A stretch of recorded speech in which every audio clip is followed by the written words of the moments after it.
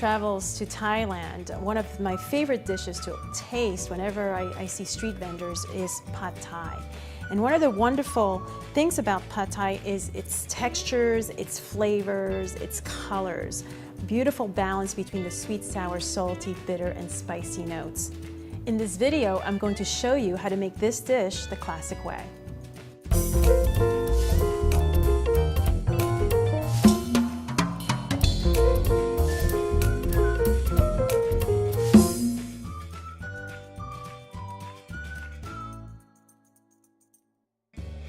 The actual cooking of pad thai takes less than 10 minutes. It's important to have all of your ingredients ready to go. So the first thing to do is soak up all the ingredients that need soaking. For instance, the noodles, the backbone of the pad thai recipe. So I'm going to soak them in warm water. You could soak them in cold water, just not hot water.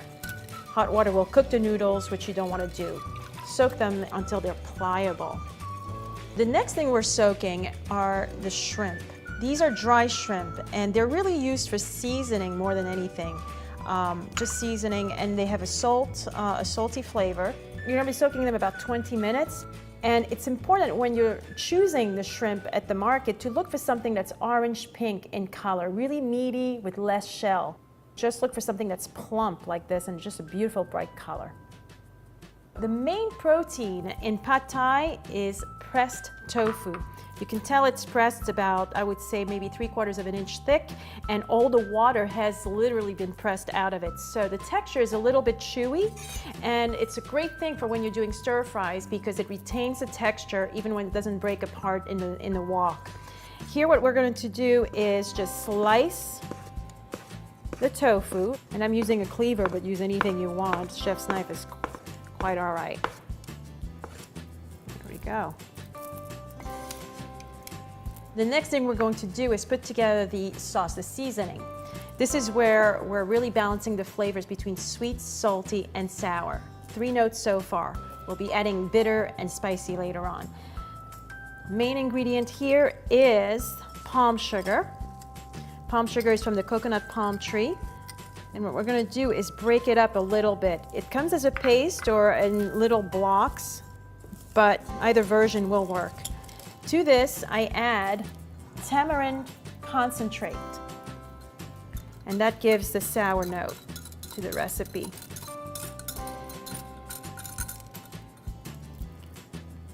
And to that, fish sauce. So like I said, sweet, sour, and salty. Just keep whisking the sauce until it's smooth. It's almost there. Okay, it looks great. And now, the last ingredient that we add to our stir fry is garlic, which I've already chopped. And now we're gonna prep our garnishes. First, we're gonna slice the scallion. What I like to do is slice it diagonally. For presentation, I find that it looks prettier. And now I'm going to prep the Thai chilies. Because I like to have a perfectly round slice, I just roll the pod right in between my fingers to loosen the seeds. And then I just cut the stems off, and the seeds crawl out. Just pull the very few last ones. And now, just the slicing of this perfectly round slice. Now, you may want to wear gloves where you're dealing with chilies. Next ingredient for our garnish is the mung bean sprout. Now, what I like to do here is actually take the mung beans and snap off that little root end, that brownish part, just to make it cleaner. And there you have it. Very simple. And another garnish are the peanuts, just roasted, unsalted peanuts. And I just chopped these coarsely. The last garnish is this Thai basil. You'll recognize it by its purple stem right here. The leaves are fragrant, giving it a licorice flavor to the dish. So here I'm just gonna snap the leaf off and then just tear it and throw it on your noodle dish just before you serve it. And we're ready to stir fry. Because the stir frying goes so fast, you want to make sure that all of your ingredients are right near you, right near the wok, okay? And in addition to what we prepped earlier, I have the chicken stock and 4 eggs right here. So now what I'm going to do is I usually set the wok on the back burner so it doesn't spit, the oil doesn't spit back at you. And here I have it set over a high flame because we're stir frying, and the idea is just to keep the ingredients moving very quickly. So now we have a little bit of grapeseed oil, and to that I'm going to add the garlic.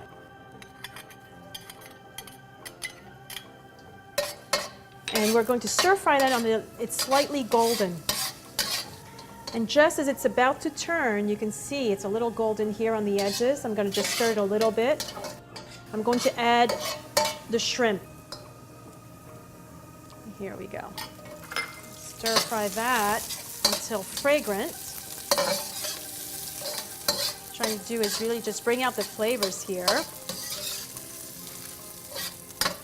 And this is about right. So we're going to remove the shrimp from the wok. We're building the flavors one layer at a time. Going to add a little bit more oil, and now we're going to add the tofu. And as you can see, when we're using firm tofu, it doesn't break apart like regular tofu, which is why it's often used in stir fries. And we're just going to stir fry this until it's nice and golden. So this is a really nice color. So this is what you're trying to achieve throughout the stir fry here.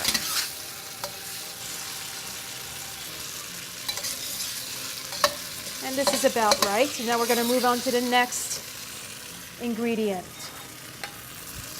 I'm going to add a little bit more oil.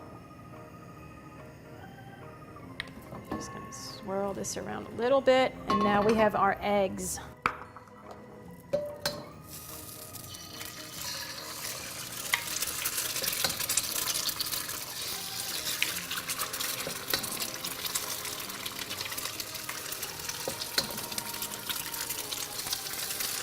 And what you want to do with the eggs here is scramble them without necessarily mixing them too much. You want a fair amount of white and yellow. And you want to make sure that they're not too wet but also not too dry. So you want a nice glistening effect on the top of the eggs. And then we're almost there. There we go. And this is done. So here we wipe any excess egg in the wok.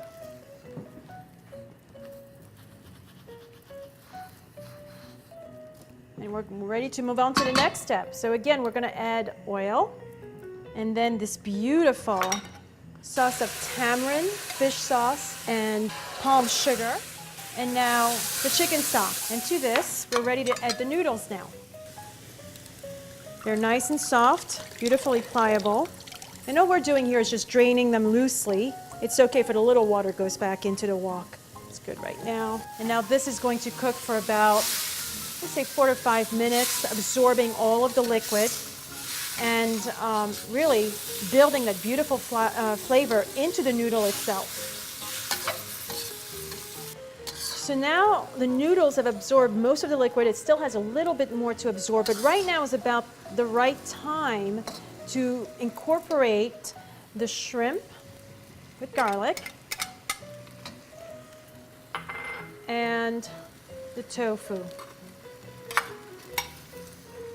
And we're just going to incorporate all that, mix it up really nicely.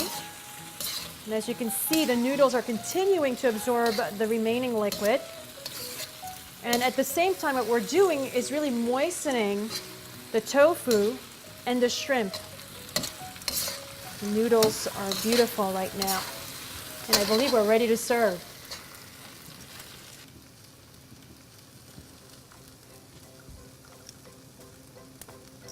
So you want to put a fair amount of noodles in the bowl and then top that with some tofu, dry shrimp, make it look nice and pretty. There we go. And now we're ready to garnish. And when you're in Thailand and you're sitting, at one of those, you pull up to one of the street vendors' carts, they'll have pad thai for you and you'll be able to garnish your very own. If I'm entertaining at home, I just like to serve it beautifully garnished already. Here what I like to do is break up the eggs and put them off to one side, just like this. You want some of the white part and the yolk. And to this, I'm going to add the mung bean sprouts, pile them up like so, and here more color, gets really pretty. Just a little bit of scallion, some crunchy peanuts all around. Another beautiful, vibrant color of red chilies and Thai basil. And all I'm doing here is just tearing the basil like so. And for the finishing touch, the lime. Now what they do in Thailand is carve something that goes into the plate. So this is the garnish we're using, the lime, which will squeeze on top of the dish afterwards. But this recalls the beautiful carvings that Thailand is so famous for. And it's really so simple. You just run the blade right on the edge of the lime, and then you just turn in all these little cuts you've made around the lime, and there's your dish right here. Now I just have to have a taste of this delicious noodle dish.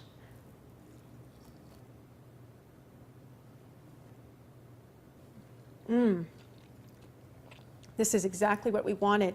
The sweet from the palm sugar, the sourness from the tamarind and the lime juice, saltiness from the fish sauce, the heat from the chilies. Everything is there in this single dish.